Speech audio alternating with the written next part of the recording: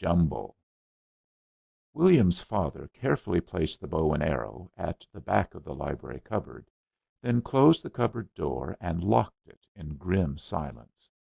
William's eyes, large, reproachful, and gloomy, followed every movement. "Three windows and Mrs. Clive's cat, all in one morning," began Mr. Brown sternly. "I didn't mean to hit the cat," said William earnestly. "I didn't, honest. I wouldn't go round teasin' cats. They get so mad at you, cats do. It just got in the way. I couldn't stop shootin' in time. And I didn't mean to break those windows. I wasn't trying to hit them. I've not hit anything I was trying to hit yet," wistfully. "I've not got into it. It's just a knack. It just wants practice." Mr. Brown pocketed the key. "It's a knack you aren't likely to acquire by practice on this instrument," he said dryly. William wandered out into the garden and looked sadly up at the garden wall, but the little girl next door was away and could offer no sympathy, even if he climbed up to his precarious seat on the top. Fate was against him in every way. With a deep sigh he went out of the garden gate and strolled down the road disconsolately, hands in pockets.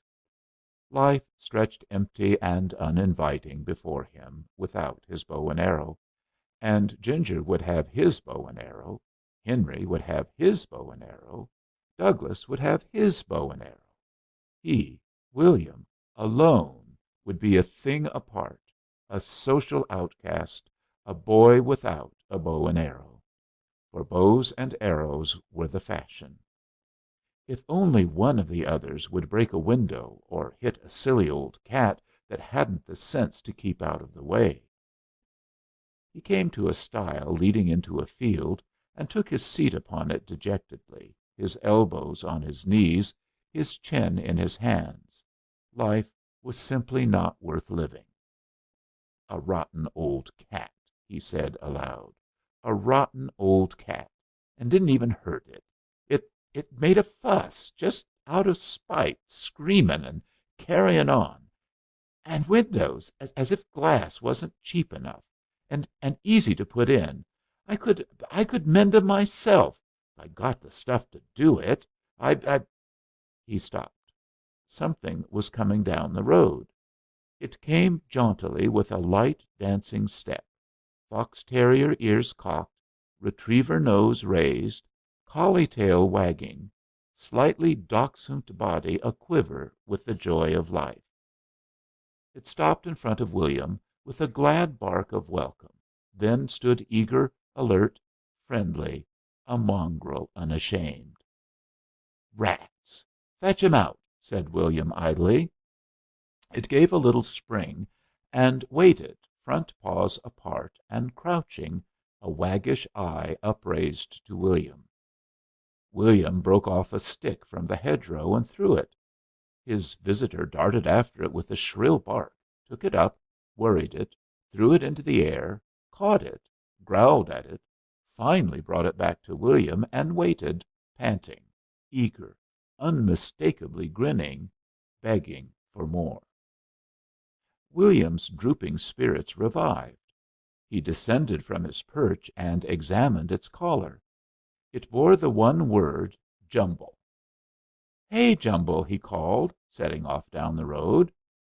Jumble jumped up around him, dashed off, dashed back, worried his boots, jumped up at him again in wild, eager friendship, dashed off again, begged for another stick, caught it, rolled over with it, growled at it, then chewed it up and laid the remains at William's feet. "Good old chap!" said William encouragingly. "Good old Jumble! Come on, then." Jumble came on. William walked through the village with a self-conscious air of proud yet careless ownership, while Jumble gamboled around his heels. Every now and then he would turn his head and whistle imperiously, to recall his straying protégé from the investigation of ditches and roadside. It was a whistle, commanding, controlling, yet withal careless, that William had sometimes practised privately in readiness for the blissful day when fate should present him with a real live dog of his own. So far fate, in the persons of his father and mother, had been proof against all his pleading. William passed a blissful morning. Jumble swam in the pond. He fetched sticks out of it. He shook himself violently all over William. He ran after a hen. He was chased by a cat. He barked at a herd of cows. He pulled down a curtain that was hanging out in a cottage garden to dry. He was mischievous, affectionate, humorous, utterly irresistible, and he completely adopted William. William would turn a corner with a careless swagger, and then watch breathlessly to see if the rollicking, frisky little figure would follow, and always it came tearing eagerly after him. William was rather late to lunch. His father and mother and elder brother and sister were just beginning the meal. He slipped quietly and unostentatiously into his seat. His father was reading a newspaper. Mr. Brown always took two daily papers, one of which he perused at breakfast and the other at lunch. "William," said Mrs. Brown, "I do wish you'd be on time, and I do wish you'd brush your hair before you came to table." William raised a hand to perform the operation, but catching sight of its color, hastily lowered it. "No, Ethel dear, I didn't know any one had taken Lavender Cottage. An artist? How nice! William dear, do sit still. Have they moved in yet?" "Yes," said Ethel. "They've taken it furnished for 2 months, I think. Oh, my goodness, just look at William's hands!" William put his hands under the table and glared at her. "Go and wash your hands, dear," said Mrs. Brown patiently. For 11 years she had filled the trying position of William's mother. It had taught her patience. William rose reluctantly. "They're not dirty," he said, in a tone of righteous indignation. "Well, anyway, they've been dirtier other times, and you've said nothing. I can't be always washing 'em, can I? Some sorts of hands get dirty quicker than others, and if you keep on washing it only makes 'em worse, and—" Ethel groaned, and William's father lowered his paper. William withdrew quickly, but with an air of dignity. "And just look at his boots," said Ethel as he went. "Simply caked. And his stockings are soaking wet. You can see from here. He's been right in the pond by the look of him, and—" William heard no more. There were moments when he actively disliked Ethel. He returned a few minutes later, shining with cleanliness, his hair brushed back fiercely off his face. "His nails," murmured Ethel as he sat down. "Well," said Mrs. Brown, "go on telling us about the new people. William, do hold your knife properly, dear." "Yes, Ethel?" William finished his meal in silence, then brought forth his momentous announcement. "I've got her dog," he said with an air of importance. "What sort of a dog, and who gave it to you?" said Robert and Ethel simultaneously. "No one gave it me," he said. "I just got it. It began following me this morning, and I couldn't get rid of it. It wouldn't go, anyway. It followed me all round the village, and it came home with me. I couldn't get rid of it anyhow." "Where is it now?" said Mrs. Brown anxiously. "In the back garden." Mr. Brown folded up his paper. "Digging up my flower beds, I suppose," he said with despairing resignation. "He's tied up all right," William reassured him. "I tied him to the tree in the middle of the rose bed." "The rose bed!" groaned his father. "Good Lord!" "Has he had anything to eat?" demanded Robert sternly. "Yes," said William, avoiding his mother's eye. "I found a few bits of old things for him in the larder." William's father took out his watch and rose from the table. "Well, you'd better take it to the police station this afternoon," he said shortly. "The police station?" repeated William, hoarsely. "It's not a lost dog. It just doesn't belong to any one. At least it didn't. Poor thing!" feelingly. "It it doesn't want much to make it happy. It can sleep in my room and just eat scraps." Mr. Brown went out without answering. "You'll have to take it, you know, William," said Mrs. Brown. "So be quick. You know where the police station is, don't you? Shall I come with you?" "No, thank you," said William, hastily. A few minutes later he was walking down to the police station, followed by the still eager Jumble, who trotted along unconscious of his doom. Upon William's face was a set, stern expression, which cleared slightly as he neared the police station. He stood at the gate and looked at Jumble. Jumble placed his front paws ready for a game and wagged his tail. "Well," said William, "here you are. Here's the police station." Jumble gave a shrill bark. "Hurry up with that stick or that race, whichever you like," he seemed to say. "Well, go in," said William, nodding his head in the direction of the door. Jumble began to worry a big stone in the road. He rolled it along with his paws, then ran after it with fierce growls. "Well, it's the police station," said William. "Go in if you want." With that he turned on his heel and walked home, without one backward glance.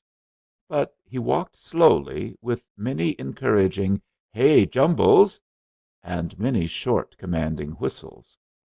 And Jumble trotted happily at his heels. There was no one in the garden. There was no one in the hall. There was no one on the stairs. Fate for once was on William's side. William appeared at the tea table, well washed and brushed, wearing that air of ostentatious virtue that those who knew him best connected with his most daring coups. "Did you take that dog to the police station, William?" said William's father. William coughed. "Yes, father," he said meekly, with his eyes upon his plate. "And what did they say about it?" "Nothing, father." "I suppose I'd better spend the evening replanting those rose trees," went on his father, bitterly. "And William gave him a whole steak and kidney pie," murmured Mrs. Brown. "Cook will have to make another for to morrow." William coughed again politely, but did not raise his eyes from his plate. "What is that noise?" said Ethel. "Listen." They sat listening intently. There was a dull grating sound, as of the scratching of wood. "It's up stairs," said Robert, with the air of a Sherlock Holmes. Then came a shrill, impatient bark. "It's a dog," said the four of them simultaneously. "It's William's dog." They all turned horrified eyes upon William, who colored slightly, but continued to eat a piece of cake with an unconvincing air of abstraction. "I thought you said you'd taken that dog to the police station, William," said Mr. Brown, sternly. "I did," said William, with decision. "I did take it to the police station, and I came home. I s'pose it must have got out and come home and gone up into my bedroom." "Where did you leave it? In the police station?" "No, at it. Just at the gate." Mr. Brown rose with an air of weariness. "Robert," he said, "will you please see that that animal goes to the police station this evening?" "Yes, father," said Robert, with a vindictive glare at William. William followed him upstairs. "Beastly nuisance!" muttered Robert. Jumble, who was chewing William's door, greeted them ecstatically. "Look!" said William, bitterly. "Look at how it knows one. Nice thing to send a dog that knows one like that to the police station. Mean sort of trick." Robert surveyed it coldly. "Rotten little mongrel," he said from the heights of superior knowledge. "Mongrel?" said William, indignantly. There just isn't no mongrel about him. Look at him. And he can learn tricks as easy as easy. Look at him sit up and beg. I only taught him this afternoon." He took a biscuit out of his pocket and held it up. Jumble rose unsteadily on to his hind legs and tumbled over backwards. He wagged his tail and grinned, intensely amused. Robert's expression of superiority relaxed. "Do it again," he said. "Not so far back. Here, give it me. Come on, come on, old chap. That's it. Now stay there. Stay there. Good dog. Got any more? Let's try him again." During the next 20 minutes they taught him to sit up and almost taught him trust and paid for. There was certainly a charm about Jumble. Even Robert felt it. Then Ethel's voice came up the stairs. "Robert, Sidney Bellews come for you." "Blow the wretched dog," said the fickle Robert, rising, red and dishevelled from stooping over Jumble. "We were going to walk to Fairfields, and the beastly police station's right out of our way." "I'll take it, Robert," said William kindly. "I will, really." Robert eyed him suspiciously. "Yes, you took it this afternoon, didn't you?" "I will. Honest. To night, Robert. Well, I couldn't, could I? After all this." "I don't know," said Robert darkly. "No one ever knows what you are going to do." Sidney's voice came up. "Hurry up, old chap. We shall never have time to do it before dark if you aren't quick." "I'll take him, honest, Robert." Robert hesitated and was lost. "Well," he said, "you just mind you do, that's all, or I'll jolly well hear about it. I'll see you do, too." So William started off once more towards the police station with Jumble, still blissfully happy at his heels. William walked slowly, eyes fixed on the ground, brows knit in deep thought. It was very rarely that William admitted himself beaten. "Hello, William." William looked up. Ginger stood before him holding his bow and arrows ostentatiously. "You've had your bow and arrow took off you," he jeered. William fixed his eye moodily upon him for a minute, then very gradually his eye brightened and his face cleared. William had an idea. "If I give you a dog half time," he said slowly, "will you give me your bow and arrows half time?" "Where's your dog?" said Ginger suspiciously. William did not turn his head. "There's one behind me, isn't there?" he said anxiously. "Hey, Jumble!" "Oh, yes. He's just come out of the ditch." "Well," continued William, "I'm taking him to the police station, and I'm just going on, and he's following me, and if you take him off me I won't see you, 'cause I won't turn round, and just take hold of his collar, and he's called Jumble, and take him up to the old barn, and we'll keep him there, and join at him and feed him days and days about, and you can let me practice on your bow and arrow. That's fair, isn't it?" Ginger considered thoughtfully. "All right," he said laconically. William walked on to the police station without turning round. "Well," whispered Robert sternly that evening. "I took him, Robert. Least, I started off with him, but when I'd got there he'd gone. I looked round, and he'd just gone. I couldn't see him anywhere, so I came home." "Well, if he comes to this house again," said Robert, "I'll wring his neck. So just you look out." 2 days later William sat in the barn on an upturned box, chin in hands, gazing down at Jumble. A paper bag containing Jumble's ration for the day lay beside him. It was his day of ownership. The collecting of Jumble's scraps was a matter of infinite care and trouble. They consisted in a piece of bread that William had managed to slip into his pocket during breakfast, a piece of meat he had managed to slip into his pocket during dinner, a jam puff stolen from the larder, and a bone removed from the dust bin. Ginger roamed the fields with his bow and arrow, while William reveled in the ownership of Jumble. Tomorrow William would roam the fields with bow and arrow, and Ginger would assume ownership of Jumble. William had spent the morning teaching Jumble several complicated tricks, and adoring him more and more completely each moment. He grudged him bitterly to Ginger, but the charm of the bow and arrow was strong. He wished to terminate the partnership, to resign Ginger's bow and arrow and take the irresistible Jumble wholly to himself. He thought of the bow and arrow in the library cupboard. He thought, planned, plotted, but could find no way out. He did not see a man come to the door of the barn and stand there leaning against the doorpost watching him. He was a tall man, with a thin, lean face and a loose-fitting tweed suit. As his eyes lit upon William and Jumble, they narrowed suddenly, and his mobile lips curved into a slight, unconscious smile. Jumble saw him first, and went towards him wagging his tail. William looked up and scowled ungraciously. The stranger raised his hat. "Good afternoon," he said politely. "Do you remember what you were thinking about just then?" William looked at him with a certain interest, speculating upon his probable insanity. He imagined lunatics were amusing people. "Yes." "Well, if you'll think of it again, and look just like that, I'll give you anything you like.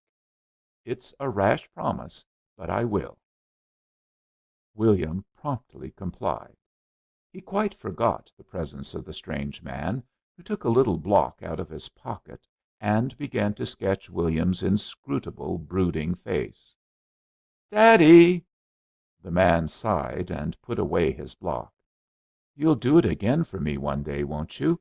And I'll keep my promise." "Hello!" A little girl appeared now at the barn door, dainty, dark-eyed, and exquisitely dressed. She threw a lightning flash at the occupants of the barn. "Daddy!" she screamed. "It's Jumble! It is Jumble! Oh, you horrid dog-stealing boy!" Jumble ran to her with shrill barks of welcome, then ran back to William to reassure him of his undying loyalty. "It is Jumble," said the man. "He's called Jumble," he explained to William, "because he is a jumble. He's all sorts of a dog, you know. This is Ninette, my daughter, and my name is Jarrow, and I've taken Lavender Cottage for 2 months. We're roving vagabonds. We never stay anywhere longer than 2 months. So now you know all about us. Jumble seems to have adopted you. Ninette, my dear, you are completely ousted from Jumble's heart. This gentleman reigns supreme." "I didn't steal him," said William indignantly. "He just came. He began following me. I didn't want him to, not just at first, anyway. Not much, anyway. I suppose" a dreadful fear came to his heart "I suppose you want him back." "You can keep him for a bit if you want him, can't he, Daddy? Daddy's going to buy me a pom, a dear little white pom. When we lost Jumble, I thought I'd rather have a pom. Jumble's so rough, and he's not really a good dog. I mean, he's no pedigree." "Then can I keep him just for a bit?" said William, his voice husky with eagerness. "Oh yes. I'd much rather have a quieter sort of a dog. Would you like to come and see our cottage? It's just over here." William, slightly bewildered, but greatly relieved, set off with her. Mr. Jarrow followed slowly behind. It appeared that Miss Ninette Jarrow was rather a wonderful person. She was 11 years old. She had visited every capital in Europe, seen the best art, and heard the best music in each. She had been to every play then on in London. She knew all the newest dances. "Do you like Paris?" she asked William as they went towards Lavender Cottage. "Never been there," said William stolidly, glancing round surreptitiously to see that Jumble was following. She shook her dark curly head from side to side, a little trick she had. "You funny boy! Mais vous parlez français, n'est ce pas?" William disdained to answer. He whistled to Jumble, who was chasing an imaginary rabbit in a ditch. "Can you jazz?" she asked. "I don't know," he said guardedly. "I've not tried. I expect I could." She took a few flying, graceful steps with slim, black, silk encased legs. "That's it. I'll teach you at home. We'll dance it to a gramophone." William walked on in silence. She stopped suddenly under a tree and held up her little vivacious, piquant face to him. "You can kiss me if you like," she said. William looked at her dispassionately. "I don't want to, thanks," he said politely. "Oh, you are a funny boy," she said with a ripple of laughter. "And you look so rough and untidy. You're rather like Jumble. Do you like Jumble?" "Yes," said William. His voice had a sudden quaver in it. His ownership of Jumble was a thing of the past. "You can have him for always and always," she said suddenly. "Now kiss me." He kissed her cheek awkwardly, with the air of one determined to do his duty, but with a great, glad relief at his heart. "I'd love to see you dance," she laughed. "You would look funny." She took a few more fairy steps. "You've seen Pavlova, haven't you?" "Dunno." "You must know." "I mustn't," said William irritably. "I might have seen him and not known it was him, mightn't I?"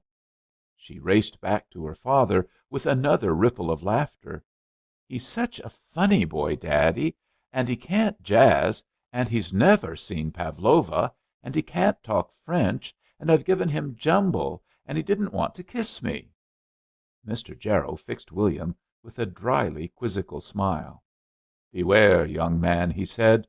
"She'll try to educate you. I know her. I warn you." As they got to the door of Lavender Cottage, he turned to William. "Now just sit and think for a minute. I'll keep my promise."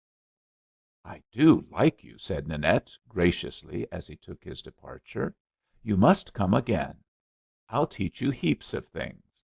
I think I'd like to marry you when we grow up. You're so restful." William came home the next afternoon to find Mr. Jarrow in the arm chair in the library, talking to his father. "I was just dry for a subject," he was saying, "at my wit's end, and when I saw them there I had a heaven sent inspiration. Ah, here he is. Ninette wants you to come to tea to morrow, William. Ninette's given him Jumble. Do you mind?" turning to Mr. Brown. Mr. Brown swallowed hard. "I'm trying not to," he said. "He kept us all awake last night. But I suppose we'll get used to it." "And I made him a rash promise," went on Mr. Jarrow, "and I'm jolly well going to keep it if it's humanly possible. William, what would you like best in all the world?" William fixed his eyes unflinchingly upon his father. "I'd like my bow and arrows back out of that cupboard," he said firmly. Mr. Jarrow looked at William's father beseechingly. "Don't let me down," he implored. "I'll pay for all the damage." Slowly, and with a deep sigh, Mr. Brown drew a bunch of keys from his pocket. "It means that we all go once more in hourly peril of our lives," he said resignedly. After tea, William set off again down the road. The setting sun had turned the sky to gold. There was a gold haze over all the countryside. The clear bird songs filled all the air, and the hedgerows were bursting into summer. And through it all marched William, with a slight swagger, his bow under one arm, his arrows under the other, while at his heels trotted Jumble, eager, playful, adoring, a mongrel unashamed, all sorts of a dog, and at William's heart was a proud, radiant happiness. There was a picture at that year's Academy that attracted a good deal of attention.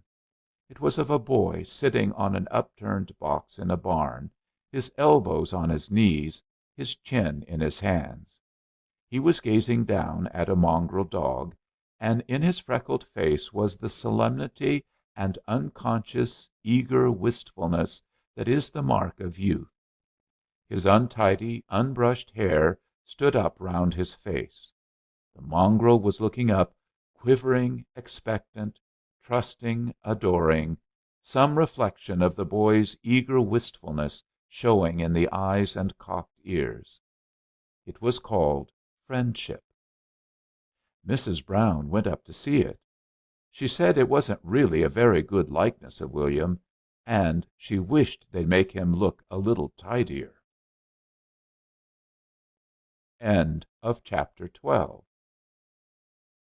End of Just William by Rickmell Crompton.